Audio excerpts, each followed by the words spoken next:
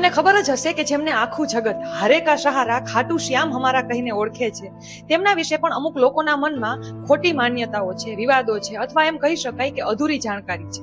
તો આજે આપણે આ વિડીયોમાં આપણા ખાટુ શ્યામ વિશે સંપૂર્ણ માહિતી મેળવીશું. ખાટુ શ્યામજીનું મૂળ નામ બર્બરીક હતું. તેમનો જન્મ દ્વાપર યુગમાં થયો હતો. તેમના વાળ ખૂબ જ વાંકડિયા અને ઘૂંઘરાળા હતા, એટલા માટે તેમનું નામ બર્બરીક રાખવામાં આવ્યું. તેમની માતાનું નામ મોરવી હતું, જેમને અહિલાવતી અથવા કમરકંટકટા તરીકે પણ ઓળખવામાં આવતા. હવે સૌથી મોટી ડિબેટ આ વાત પર થાય છે કે બર્બરીકજીના પિતાનું નામ શું હતું.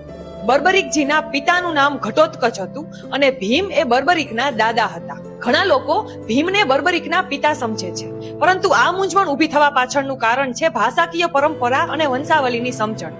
પૌરાણિક કથાઓમાં દાદા એ પૌત્રને પુત્ર તરીકે જ સંબોધતા. અમુક જગ્યાએ લખાયેલું છે ભીમ વંશજ, એટલે લોકોએ માનેલું કે બર્બરીક એ ભીમના જ પુત્ર હતા. બર્બરીક પણ પોતાના દાદાની જેમ જ બળવાન અને પરાક્રમી હતા, તેથી લોકોને લાગતું કે ભીમ એ જ બર્બરીકના પિતા છે. બની શકે કે ઘટોત્કચ નામ બોલવામાં અટપટું લાગતું હોવાથી પણ વચ્ચેથી નીકળી ગયું હોય, જેના કારણે આ મૂંઝવણ ઊભી થઈ હોય. પરંતુ સ્કંદ પુરાણમાં સ્પષ્ટ ઉલ્લેખ છે કે ભીમ પૌત્ર ઘટોત્કચ પુત્ર બર્બરીક. બર્બરીકજીના દાદીનું નામ હિડિંબા હતું, જે ભીમના બીજા પત્ની હતા. હવે બીજી મૂંઝવણ એ પણ છે કે બર્બરીકજીને તેમના 3 સિદ્ધ બાણ કોણે આપ્યા હતા.